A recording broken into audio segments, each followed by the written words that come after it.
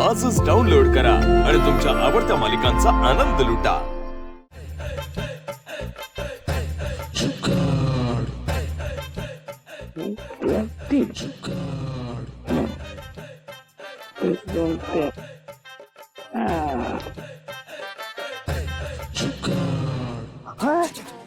अरे बापरे, अरे एका नोटेच्या 2 नोटा। अरे धनलाभ, एका नोटेच्या 2 नोटा। दामिनी दामिनी दामिनी दामिनी देवी, तुम्ही महान आहात, साक्षात लक्ष्मीचा अवतार आहात। तुम्हीच माझा उद्धार करा, मला या गरिबीचा कंटाळा आलाय, श्रीमंत बनवून टाका मला। हे दामिनी वहिनी, प्लीज माझा उद्धार करा, उद्धार करा, उद्धार करा।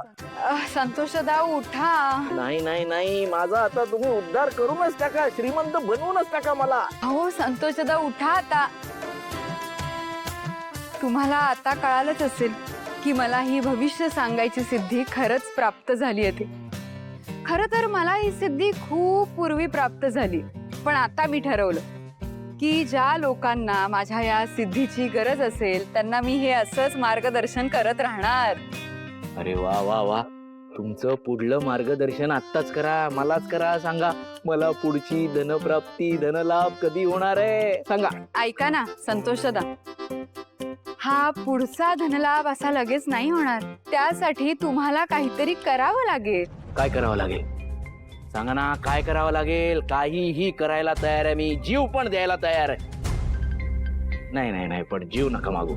जीव घेतला तर मला झालेल्या धनलाभाचा मी लाभ कसा काय घेणार? संतोषदा, तुमचा जीव नकोय मला, काही गरज नाहीये जीव वगैरे द्यायची। तुम्ही फक्त एक गोष्ट करा। कुठली? माझ्या सिद्धीची गरज असलेला एखादा व्यक्ती ते घेऊन या, म्हणजे माझ्या सिद्धीचा त्याला लाभ होईल आणि तुमच्या पुण्यात सुद्धा भर पडेल। आणि मला तुम्ही मदत केल्यामुळे तुम्हाला अजून अजून मोठा धनलाभ होईल। मग एक काय 1000 माणसं लाईनी तुम्ही करतो तुमच्या सिद्धीचा लाभ घेणारी। आलोच।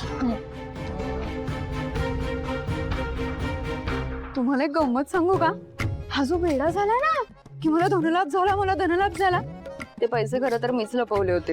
हो, आणि याला विश्वास बसला की मी भविष्य सांगितलं म्हणून याला धनलाभ झाला। पण आता मी तरी काय करणार? मला जर माझा बिझनेस चालवायचा असेल तर एवढी तरी इन्व्हेस्टमेंट केली पाहिजे ना मी। आता तुम्ही बघा ना, जसं अहिल्या देवींचं प्रस्थ वाढलं ना, तसं या दामिनी देवीचं पण वाढेल। काय म्हणतात मला? दामिनी। काय रे भरत, असा का बसलायस इथे? तुम्हाला खूप कंटाळा आला इथे। कंटाळा येण्यासारखं काय? तू बघितलंस काय घर किती मोठं आहे? आणि असं तुला जिन्यावरनं पळापळी करायला आवडते की नाही? मग जा काहीतरी खेळ मस्त। पण एकट्यातच काय खेळू मी? कोणतरी हवं ना माझ्यासोबत खेळायला।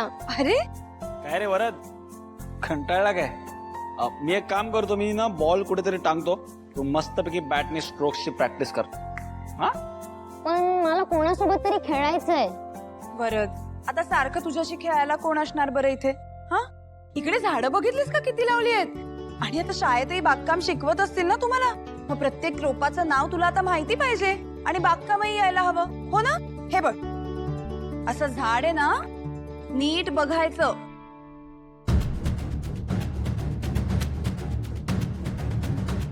हे बघ, झाडाचं पान असं कुठलं वाळलेलं असेल ना तर ते काढून टाकायचं।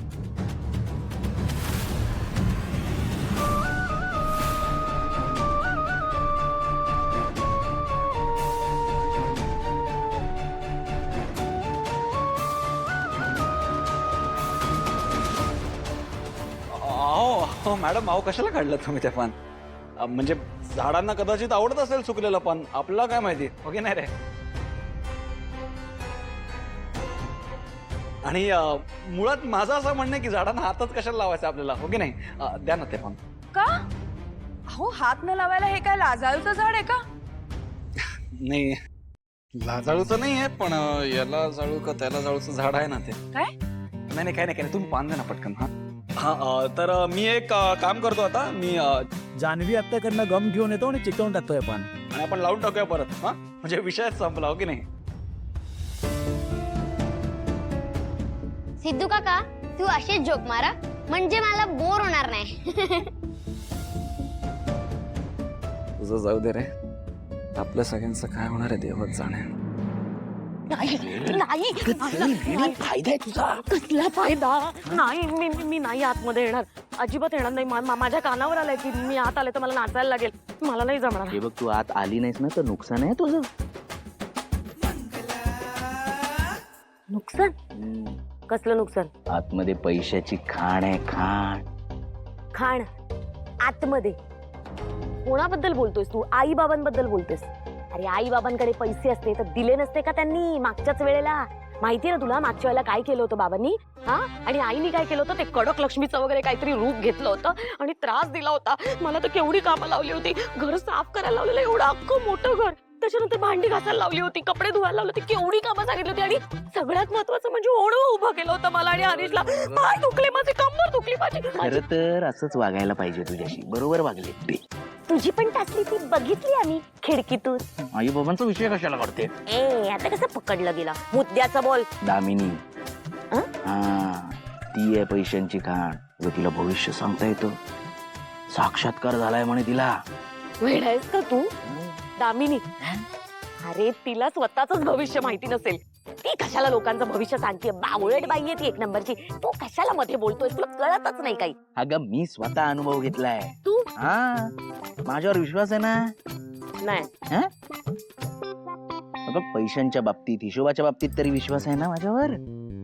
ठीक आहे, म्हणजे ठीक ठाक आहे. हा, माझ्यावर डोळे झाकून विश्वास ठेव, तुझाच फायदा आहे. आणि त्या मंगळागौरीचं म्हणशील तर एवढे पैसे आहेत ना आतमध्ये, एवढे पैसे की तू गाणं न लावता मोरासारखी तुई तुई नाचायला लागशील. एवढा पैशांचा पाऊस पडेल. नाच रे मोरा.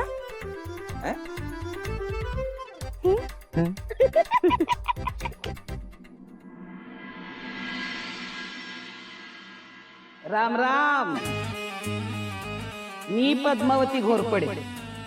मी तुम्हा सगळ्यांना आज इथं का आमंत्रित केलंय असा तुम्हाला प्रश्न पडला असेल ना? सांगते. मी माझ्या 2 मैत्रिणी लक्ष्मी दळवी आणि अहिल्या किर्लोस्कर यांना एक चॅलेंज दिलंय. ते चॅलेंज असं आहे, मंगळागौरीच्या खेळाची स्पर्धा जिंकायची. मी माझी टीम या स्पर्धेत उतरवणार, त्या त्यांची टीम या स्पर्धेत उतरवतील. जी टीम मंगळागौरीचा खेळ पारंपरिक पद्धतीनं आणि उत्तमरित्या खेळेल ती टीम या खेळाची विजेता असेल.